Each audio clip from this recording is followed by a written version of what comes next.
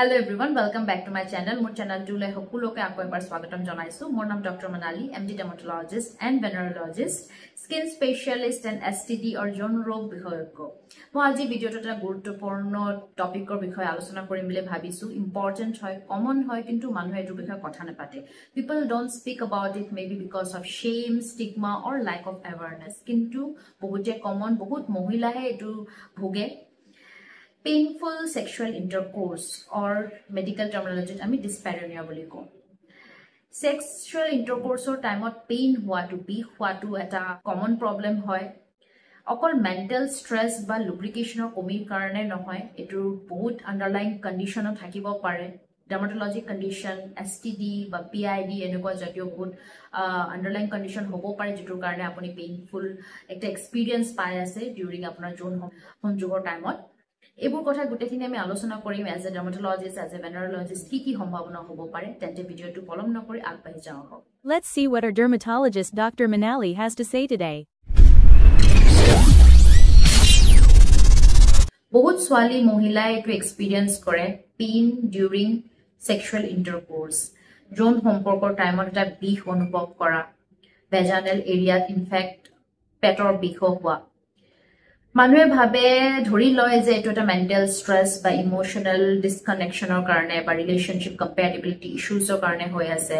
আপোনাৰ sexual ইন্টাৰকোৰ্সত involve হ'বলৈ মন যোৱা নাই, কিবা এটা আন্ডাৰ প্ৰেছাৰত আপুনি কৰি আছে, তেতিয়াও আপোনাৰ পেইনফুল হ'ব পাৰে এক্সপেৰিয়েন্সটো বিকজ অফ ড্ৰাইনেছ আৰু ন্যাচাৰাল লুব্ৰিকেশনটো কমি যায় সেইটো টাইমত।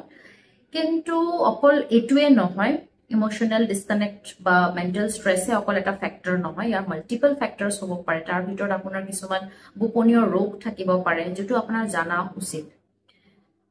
বহুত কমনলি দেখা পোৱা যায় আপোনাৰ যদি PID হৈছে, PID এটা মানে pelvic inflammatory disease, এটো এটা গাইনেকোলজিক্যাল প্ৰবলেম। আপোনাৰ যোনিৰ ওপৰৰ যিখিনি অৰ্গান আছে, ইউটেৰাছ হোক, ফেলোপিয়ান টিউব বা ওভাৰি, তাত ইনফেকশন হ'ব পাৰে। ইয়াত এটো PID হলে আপোনাৰ পেটৰ বিষ হ'ব, পেইন ডিউৰিং সেক্সুৱেল ইন্টাৰকোৰ্স থাকে, কেতিয়াবা ভেজাইনাল ডিসচাৰ্জ হ'ব পাৰে বা আপোনাৰ পেশাব কৰোতেও আপোনাৰ বিষ অনুভৱ হ'ব পাৰে। এটো বহুত কাৰণ থাকে। আপোনাৰ যদি মাল্টিপল সেক্সুৱেল পাৰ্টনাৰ ইনভলভ হৈছে, আপুনি যদি ব্যাৰিয়াৰ মেথড বা কণ্ডম ইউজ কৰা নাই, তেতিয়াও আপোনাৰ এটো ৰিস্ক বহুত বাঢ়ি যায়। আপুনি যদি মাল্টিপল টাইমছ এবৰ্শন কৰাইছে বা আপোনাৰ ডেলিভাৰীৰ পিছত পোষ্টপাৰ্টাম যদি ইনফেকশন হৈছে বা আপুনি যদি কপাৰটি বা ইন্ট্ৰাইউটেৰাইন ডিভাইচ যদি ইউজ কৰিছে মানে প্ৰেগনেন্সি নিৰোধ কৰিবলৈ, হেনেকুৱা ক্ষেত্ৰতো PID বা পেলভিক ইনফ্লেমেটৰী ডিজিজৰ ৰিস্কটো বাঢ়ি যায়। আৰু এইটো এটা বহুত কমন আজিকালি দেখা পায় মহিলা গৰাকীৰ মাজত যে PID থাকিলে ডিসপেৰোনিয়া বা পেইনফুল সেক্সুৱেল ইন্টাৰকোৰ্স হ'ব পাৰে। Other কিছুমান আপোনাৰ dermatologic conditions থাকে like candida বা yeast infection, এনেকুৱা হলে আপোনাৰ vaginal discharge হ'ব, যেটো foul smelling হ'ব, bacterial vaginosis, এইবিলাকৰ বহুত ৰিজন হয় vaginal discharge হোৱা। এটো এটা মানে কমন কনসাৰ্ন আজিকালি যেটোৰ কাৰণে পেইনফুল সেক্সুৱেল ইন্টাৰকোৰ্স হ'ব পাৰে। Contact dermatitis with lubrication, আপুনি যদি কিবা এটা lubricant ইউজ কৰিছে হেতুৰ পৰা এটা dermatitis এটা ৰিঅ্যাকশন হ'ব পাৰে বা কণ্ডমৰ পৰা এলাৰ্জি হয়, হেনেকুৱা ক্ষেত্ৰতো কেতিয়াবা পেইনফুল হ'ব এক্সপেৰিয়েন্স হ'ব পাৰে। Lichen sclerosus বা lichen atropicus বা lichen planus বা psoriasis, এনেকুৱা জাতীয় কিছুমান dermatologic condition আছে যেটো আপোনাৰ প্ৰাইভেট এৰিয়া বা প্ৰাইভেট এৰিয়াৰ ওচৰৰ পাজৰে হ'ব পাৰে। এনেকুৱা যদি আপুনি কেতিয়াবা ৰঙচুৱা বা মেচাৰেশন আপোনাৰ স্কিনত প্ৰাইভেট এৰিয়া, ভেজাইনাল এৰিয়াৰ ওচৰত যদি অলপমান ফিচাৰিং মানে অলপ ফাটি যোৱা যেন দেখা পায়, বেছিকে ৰেড ইনফ্লেমড এৰিয়া যদি দেখা পাইছে, ইচিং খজুতি বহুত দিনৰ পৰা হৈ আছে, তেতিয়াহ'লে ইমিডিয়েটলি আপুনি ডক্টৰৰ লগত কনসাল্ট কৰিব লাগে।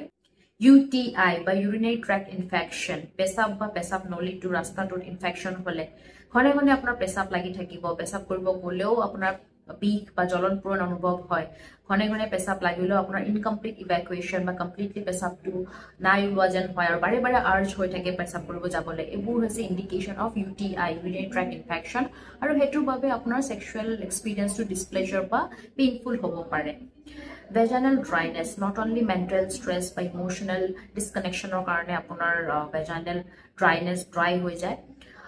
With age বা এষ্ট্ৰজেনৰ লেভেলটো যিটো ফিমেল হৰমনটো সেইটো কমি আহে আৰু হেতুৰ বাবে আপোনাৰ ভেজাইনাল ন্যাচাৰালি ড্ৰাইনেছ হ'ব পাৰে ব্ৰেষ্ট ফিডিঙৰ টাইমত বা আপুনি যদি বহুত বাৰ্থ কণ্ট্ৰল পিলছ লৈ আছে তেনেকুৱা ক্ষেত্ৰতো কেতিয়াবা হৰমনেল ডিসবেলেন্স হৈ পেলাই আপোনাৰ এষ্ট্ৰজেনটো কমিলে বা আপোনাৰ ভেজাইনাল ড্ৰাইনেছ হ'ব পাৰে and that can be reason আপোনাৰ ডিসপেৰনিয়া বা সেক্সুৱেল ইনভলভমেন্টৰ টাইমত পেইনফুল এক্সপিৰিয়েন্স এটা অনুভৱ কৰা ভেজাইনা বা আপোনাৰ প্ৰাইভেট এৰিয়াত যদি আলচাৰ বা ঘা দেখা পায় হেতু এটা সিম্পটম হয় এসটিডি বা সেক্সুৱেলি ট্ৰান্সমিটেড ডিজিজৰ সেক্সুৱেলি ট্ৰান্সমিটেড ডিজিজ আপোনাৰ যে মাল্টিপল পাৰ্টনাৰ্ছৰ লগত আপুনি ইনভলভ আছে বা আপোনাৰ পাৰ্টনাৰজন যদি বহুতৰ লগত যদি জড়িত আছে তেতিয়াও এসটিডি হোৱাৰ ৰিস্ক থাকে আৰু এই ৰিস্কটো বহুত বেছি বাঢ়ি যায় যদি আপুনি বেৰিয়াৰ মেথড বা কণ্ডম ইউজ নকৰে তেতিয়া এসটিডি হোৱাৰ চান্সেছ বহুত বেছি হয় আৰু এটো এটা আপোনাৰ সেক্সুৱেল ডিসকমফৰ্ট দিব পাৰে আৰু বহুত টাইম এনেকুৱা হয় যে আলচাৰটো কেতিয়াবা পেইনফুল নহবও পাৰে আপুনি ইট ক্যান গো আননটিসড আপুনি হয়তো নটিসে কৰা নাই বাট ভিতৰে ভিতৰে আপোনাৰ এসটিডি বা ঘা এটা হৈ আছে আৰু যেতিয়া সেক্সুৱেল ইন্টাৰকোৰ্সত আপুনি ইনভলভ হৈছে তেতিয়া এটা পেইন অনুভৱ কৰিছে আৰু পেইনটো এটা ইন্ডিকেশন আৰু আপোনাৰ এটা সাইন দিব বিচাৰিছে যে there is something wrong কিবা এটা হৈ আছে আৰু হেতু আপুনি চিনাক্ত কৰাটো বহুত ইম্পৰ্টেন্ট মই এটাই কথা কম আপোনাৰ হেলথ আপোনাৰ হাতত যিমান সোনকালে পাৰে আপুনি কনসাল্ট কৰক আপোনাৰ ডক্টৰৰ লগত consult your partner talk to your partner first আৰু ডক্টৰৰ লগত কনসাল্ট কৰোতে আপোনাৰ পাৰ্টনাৰৰ নেসেসাৰি যে কনসালটেশন লয় দুজনে কাউন্সেলিং লওক কথা পাতি পেলাই আপুনি এটা সলিউশন ওলাব পাৰে ইটস কমপ্লিটলি ট্ৰিটেবল যিমান সোনকালে আপুনি ট্ৰিটমেন্ট ল'ব সিমান সোনকালে আজৰি হ'ব আপোনাৰ কনফিডেন্সটো বাঢ়িব এটো অকল এটা মাইনৰ প্ৰবলেম নহয় কেতিয়াবা মেজৰ কনসাৰ্ন হ'ব পাৰে পিআইডি জাতীয় যদি কিবা এটা আন্ডাৰলাইং প্ৰবলেম হৈ আছে ফিউচাৰত আপোনাৰ ইনফাৰ্টিলিটি বা বাচ্চা হোৱাৰো প্ৰবলেম হ'ব পাৰে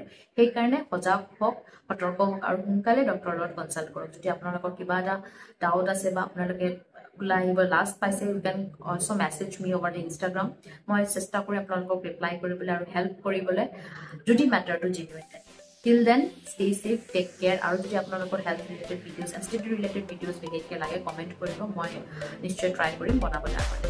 Take care, bye.